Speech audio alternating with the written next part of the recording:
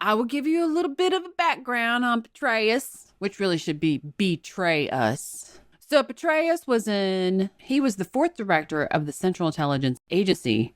It seems like he's been doing private sector. Currently, it looks like he is part of the Trilateral Commission. He's present in that. He joined that in 2019.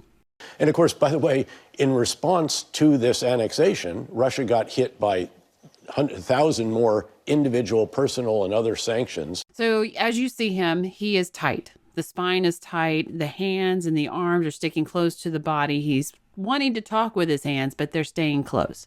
Now, you can sit there and look at it, years condition of being military service, but that doesn't apply here because the curvature of the stuck spine has got him in a very submissive pose to a civilian, which is not part of the military mindset. They're not imposing to civilians, but they do stand up straight. Showing that the West still has more that can be done to Russia. It can still get worse for Putin and for Russia. And even the use of tactical nuclear weapons on the battlefield won't change this at all. And do you take the threat? I mean, you have to take the You threat have to take the threat seriously. And I mean, you talked about a Yes. precedent set by the United States. You have to take that seriously. And Jake Sullivan has publicly stated that the U.S. has communicated to Russia what would happen in response to that. And what would happen? So he goes into Jake Sullivan, who we know is another puppet master. He's our beta, and he's not searching the brain for this. This is all in RAM. So this is all knowledge that is right there. This isn't making it up as he goes or trying to remember something from the past. This is in the moment. It's here in the brain. It's live, which leads more to the credence that it's firsthand knowledge and not telephone.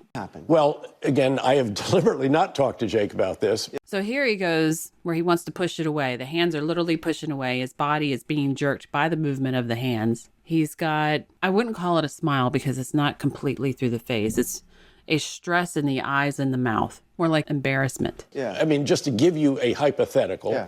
So the hypothetical comes in, we get a lot more stress in the forehead and the furrow in the eyes. So tensity. And, you know, when you belong to this organizations like the Trilateral Commission, you don't actually have to have a direct conversation. It's like, you know, being in the school as a teacher. You don't have to have a direct conversation with the principal to understand what or that the telephone has been used to relay information, or I should say email or whatever.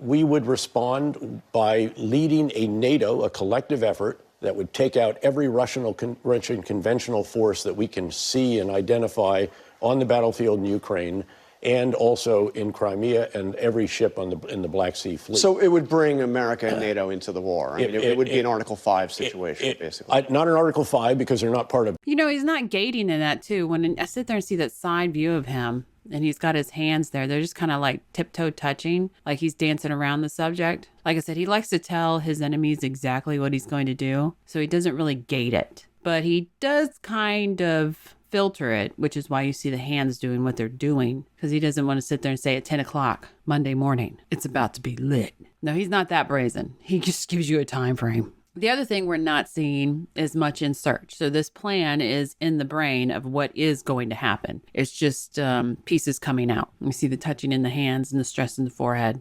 So he's already had a plan because we don't see the filtering in the speech of what he was going to say. NATO, but it would be a U.S. and NATO response to something that is absolutely. I mean, the argument's made the radiation would extend into NATO countries. It effectively would be an attack on NATO. Yeah, and perhaps you can make that case. The other case is that this is so horrific that there has to be a response. It cannot go unanswered, but it doesn't expand. It's not nuclear for nuclear. You don't want to, again, get into it. And that was kind of interesting. It doesn't expand as the arms come up. They stop and they kind of go back in and back out. There's a quick quiver there. Like they're going to stop it from expanding. The arrogance that they're going to hit someone and then stop them from expanding the fight. I would not like to see him try. If you like it, please share and subscribe. Thanks for watching. To be notified of all videos that get released, because not all of them can be posted here, in the description is a link to our Telegram channel, and if you subscribe, you'll be notified of every single video, and we don't spam it with anything else other than video releases.